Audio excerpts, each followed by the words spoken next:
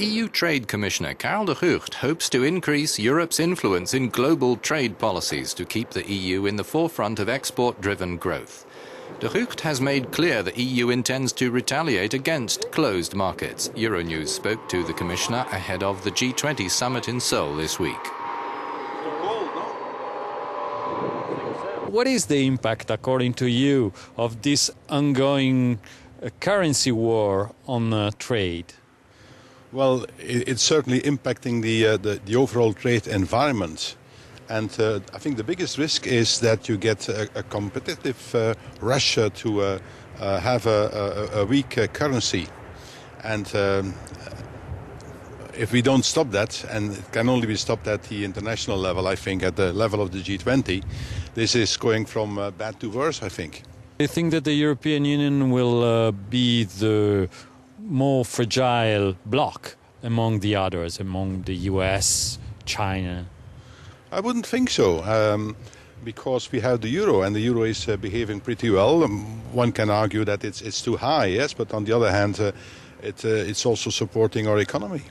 So I don't believe that we are in such a weak position, but as the biggest economy, of course, we are impacted by a worsening overall business climate. The dollar is low, the renminbi, the Chinese renminbi is low. So is it the choice of the European Union or of some countries of the European Union to keep the euro higher a good choice?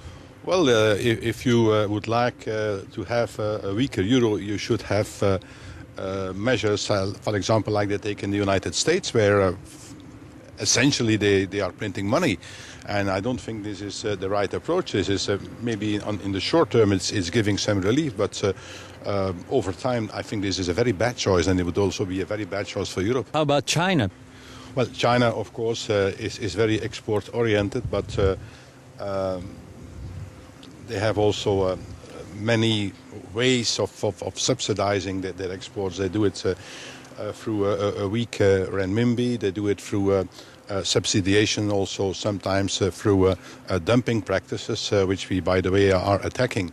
Is the European Union about to reform its common agriculture policies just to meet the request of its trading partners? Europe is not blocking the DDA. I think we are the staunchest supporters of the DDA. But you have to be two to tango, and that's I think the real problem. Unless there is a political move by some very big players, I think it will be very difficult to unlock the negotiations. But it's certainly not Europe that is blocking the negotiations. I would say on the contrary. The European Union is also keen to unlock the public procurement in some other blocks. This could be a major boost for EU export, and so good news for the crisis, so for getting out from the recession. I think it's about elementary fairness, you know. What we propose is that we should have a tool, and we are working on that presently, whereby if public procurement is closed in a third country, that we have the possibility to do the same, and for specific sectors, for specific reasons, also with our own procurement markets.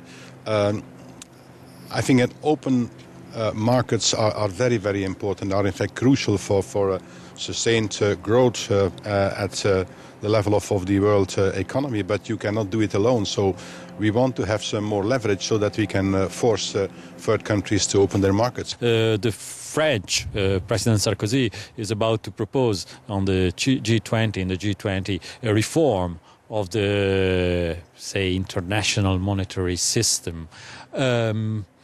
What are your expectations from a clear trade point of view?